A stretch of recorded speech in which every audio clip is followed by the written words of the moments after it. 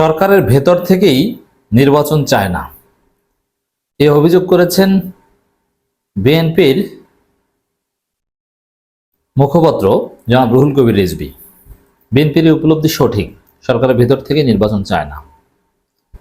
দর্শক, এটা প্রথমে লিটারেলি যদি জাস্ট শুধু এই নিউজটা শিরোনামটা যদি বিশ্লেষণ করি, সরকারের ভেতর থেকেই নির্বাচন চায় না, আসলে সরকারের ভেতর থেকে নির্বাচন চাওয়া না চাওয়ার কিছু না। নির্বাচন কিভাবে হবে, কিভাবে নির্বাচনের তারিখ নির্দিষ্ট হবে, এটা প্রফেসর ইউনূস আগেও বলেছেন। এমনকি প্রফেসর ইউনূসের চাওয়া না চাওয়া এখানে মুখ্য না।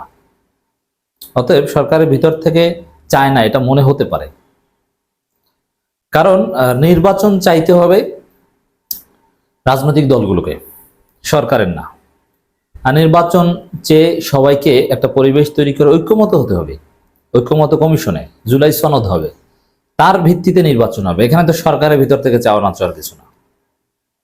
রিজভী সঠিক বলেছেন। যেমন ডক্টর ইউনূসের কাছে জিজ্ঞেস করলে তিনি যে ভাই এটা তো আমার বিষয় না, আমার যতটুকু বিষয় সেটা আমি বলে দিয়েছি। যেমন ডিসেম্বর থেকে জুনের মধ্যে হতে পারে, it depends up to election, সংস্কার কতটুকু হবে কি হবে না। আর বাকি যে শিডিউল বা রোডম্যাপ, এটা নির্বাচন কমিশনের বিষয়। আর তার আগে আপনাদেরকে ঐক্যমত হতে হবে, ঐক্যমতের ভিত্তিতে নির্বাচন হবে। That's it. এখানে সরকারের আর কি করণীয়, এটা হচ্ছে বাস্তবতা। আর এখানে বিএনপি এমনভাবে কথা বলছে অ্যাজ ইফ রাজনৈতিক দলগুলো ঐক্যমত হোক বা না হোক, কে কি চাইলো এটা না, ডক্টর ইউনূসকে নির্বাচন তারিখ ঘোষণা করে দিতে হবে। গায়ের জোরের কথা, এভাবে কি চলবে? চলবে না। দর্শক, যেমন নির্বাচন চাইতে হবে বিএনপিকে, নির্বাচন চাইতে হলে আকাম ছাড়তে হবে, নির্বাচন চাইতে হলে সংস্কারের বিরোধিতা বন্ধ করতে হবে, নির্বাচন চাইতে হলে ঐক্যমত কমিশনকে অকার্যকর করে রাখার ষড়যন্ত্র থেকে বিএনপি সরে আসতে হবে, নির্বাচন চাইতে হলে চাঁদাবাজি, পেশি শক্তি, দুই গ্রুপে মারামারি, এগুলো বন্ধ করতে হবে। নির্বাচন চাইতে হলে আগে স্থানীয় সরকার নির্বাচন চাইতে হবে বা অন্যান্য রাজনৈতিক দলকে বোঝাতে হবে, সবাই মিলে ঐক্যমত হলে তারপরে নির্বাচন হবে। কিন্তু সরকারের চাওয়া না চাওয়ার তো কিছু নেই। তো এই রিজভী সাহেবদের মাথায় যে সমস্যা, ক্লিয়ার। বিএনপির সিনিয়র যুগ্ম মহাসচিব রুহুল কবির রিজভী বলেছেন, অন্তর্বর্তীকালীন সরকারের ভেতর থেকে মনে হয় তারা নির্বাচন চায় না। দেখেন, এখানে আরেকটা থিওরি বলি, সেটা হচ্ছে যে এই সরকারের ভেতর থেকে নির্বাচন চাওয়া না চাওয়ার কিছু না, এটা রাজনৈতিক দলগুলো ঐক্যমতের উপর ছেড়ে দিয়েছেন, দ্যাটস ইট। এরপরে দীর্ঘমেয়াদে ক্ষমতায় থাকার একটা চেষ্টা, এটা ক্ষমতা যে আসে তারা কম বেশি করে, এটা আমি অস্বীকার করব না। এখানেও এটাও নির্ভর করে বিএনপির উপর। যেমন বিএনপি সরকারের উপদেষ্টাদের হুমকি দামকি দিচ্ছে। এখন স্বাভাবিকভাবে উপদেষ্টা তো মনে করতে পারেন যে বিএনপি ক্ষমতায় আসলে তাদের স্বাভাবিক জীবন থাকবে না, অতএব তারা ক্ষমতা ছাড়তে চাইবেন না। এই জায়গাটাও বিএনপির দোষ।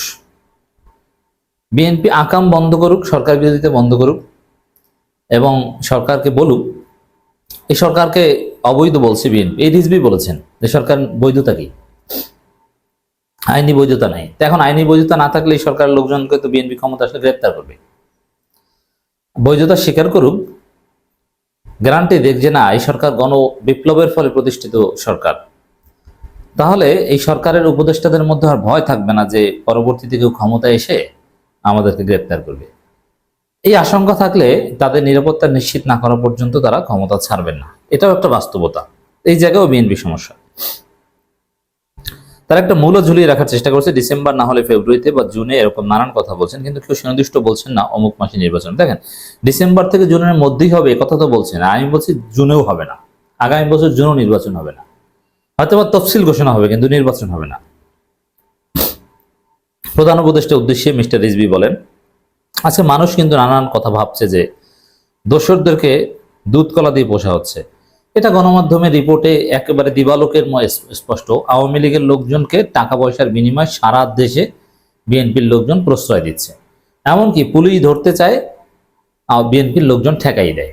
সব জায়গায় টাকা পয়সার বিনিময়ে, সব সারা বাংলাদেশে সমস্ত আওয়ামী লীগের উপজেলা এবং ইউনিয়ন পর্যায়ের নেতারা, জেলা নেতারা বহাল তবিয়াতে আছে শুধুমাত্র বিএনপির কারণে। অতএব এইসব কথা বলে কোনো লাভ নেই। এগুলো রাজনীতি, এসব রাজনীতি বোঝে জনগণ যে কারা প্রশ্রয় দেয়। আওয়ামী লীগ নিষিদ্ধ চান না, তা নিষিদ্ধ না করলে তাহলে তাদের আবার প্রশ্রয় দেওয়ার কিছু, তারা তো থাকবে। আপনারা যাদের নিষিদ্ধ চান না তারা তো বহাল তবিয়তে ঘুরে বেড়াবে, এটাই স্বাভাবিক। নিষিদ্ধ না হলে তাকে ধরবেন কেন? আবার তাদেরকে নিয়ে ইনক্লুসিভ ইলেকশন করতে চান, তাহলে আবার তাদের পুনর্বাসনের প্রশ্ন আসবে কেন? ইলেকশন করতে হলে তো তাদের অধিকার দিতে হবে। মানে এগুলো সব বাটপারি, টোটাল বাটপারি ইন্ডাস্ট্রি বিএনপি। তারা হয়তো আপনার সরকারকে বিএনপির বিরুদ্ধে নানাভাবে বোঝাচ্ছে, তারা বোঝাচ্ছে বিএনপি দমিয়ে রাখতে হবে। আমার মনে হচ্ছে বিএনপির প্রতি আচরণের ক্ষেত্রে আপনার সরকারের ভূমিকা মনে হচ্ছে এরকম।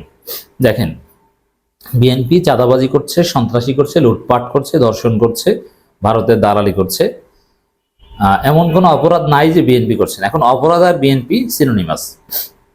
অতএব সেই বিএনপির বিরুদ্ধে সরকারকে কঠোর হতে হবে, এটা রিয়ালিটি। এখন পর্যন্ত কঠোর হয়নি, সামনে হবে।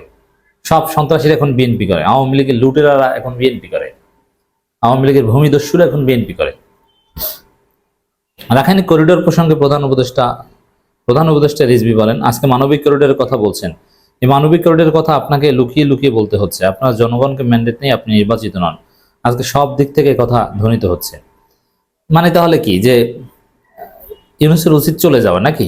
আর আওয়ামী লীগ থাকলে তখন মানবিক করিডোর দিলে আপনি কি করতেন? কোন বাল ছিঁড়তেন? আমরা জানি না। শেখ হাসিনা যদি মানবিক করিডোর দিত কি করতো? শেখ হাসিনা দিত, এখন এই সুযোগ আসলে মানবিক করিডোর দিয়ে নোবেল প্রাইজ দাবি করত। আসলে মানবিক করিডোর বা এই টাইপের সিদ্ধান্ত গোপনেই করা হয়, এগুলো ওপেন করার বিষয় না, এগুলো স্পর্শকতার বিষয়, এগুলো সিক্রেসি মেনটেন করা হয়। এটা রাষ্ট্রে কিছু গুরুত্বপূর্ণ লোক জানবেন, এটাই বাস্তবতা। আর এখানে এটা ক্ষতিকর কিছু না, এখানে জাতিসংঘ থাকবে, রেড ক্রিসেন্ট থাকবে, আরো অনেকে থাকে এই ধরনের সিদ্ধান্তে। অতএব এটা একটা ইন্টারন্যাশনাল উদ্যোগ। এর প্রতিক্রিয়া কি হবে, আমাদের সার্বভৌমত্বের অবস্থা কি হবে, এটা জনগণের কাছে কোনোভাবেই খোলাসা করেননি। অনির্বাচিত সরকার অনেক গণবিরোধী সিদ্ধান্ত, এই সরকারকে এভাবে অনির্বাচিত গণবিরোধী এইসব শব্দ প্রয়োগ করা, এটা বিএনপির চরম বেয়াদবি। এই বেয়াদবির মাসুল তাদের দিতে হবে একদিন। সরকারকে অনির্বাচিত বলবেন, গণবিরোধী বলবেন, আর আপনাদের কথা মতো নির্বাচন দিয়ে দিবে, এত সোজা? কিন্তু আপনার সরকারের প্রতি প্রত্যেকটা গণতন্ত্রের রাজনৈতিক সমর্থন দিয়েছিল, মানে দিয়েছিল, এখন আর নাই নাকি? এটাই বিএনপির সমর্থন অনেক আগেই সরিয়ে ফেলেছে। আর বিএনপি মন থেকে কখনোই সমর্থন দেয়নি। বিশেষ করে 90 দিনের পর বিএনপি ষড়যন্ত্র করেছে, এটা লিখিতভাবে বলা যায়। কিন্তু সেই সমর্থনের মধ্যে আপনাদের যে বলিয়ান হওয়ার কথা, সেই বলিয়ানে আপনারা হতে পারেননি। কারণ জনগণের সাথে আপনারা কানামাছি খেলছেন। এতে লুকোচুরি করছেন যে কানামাছি খেলতে গিয়ে জনগণের কাছে আপনার সন্দেহের মধ্যে যোগ করেন। জনগণ কি সন্দেহ করছে? কোনো সন্দেহ করছে না। জনগণ বলছে যে স্যার আপনাকে 5 বছর চাই। আর জনগণ বিএনপির নাম শুনলে গালাগালি করে, নাক ছিটকে। রিজভী সাহেব একজন কবি টাইপের মানুষ, হেয়ালি কথাবার্তা বলেন, উদ্ভট কথা বলেন। তিনি আকাশ বাতাস, শ্বাস সমুদ্র 13 নদী পাড়ি দিয়ে আমি তোমার জন্য এই করবো সেই করবো, মানে এই জগতের লোক রিজভী সাহেব। অর্থাৎ তার কথা ওইভাবে দেখবেন। সাহিত্যের হাইপারবোলিক যে পরিভাষা আছে বা হাইপারবোলিক যে সিস্টেম আছে, এইভাবে কথা বলেন। তার কথার পলিটিক্যাল গুরুত্ব আমার কাছে নেই, সব হাইপারবোল। মিয়ানমারের সঙ্গে কোনো প্রক্সি ওয়ারে জড়াবে না বাংলাদেশ, কোনো চুক্তি হয়নি, এটা স্পষ্ট করেছে। তারপরও এই বিএনপি নেতারা এভাবেই সরকারের বিরুদ্ধে নানান অভিযোগ করে যাচ্ছে, প্রপাগান্ডা চালিয়ে যাচ্ছে।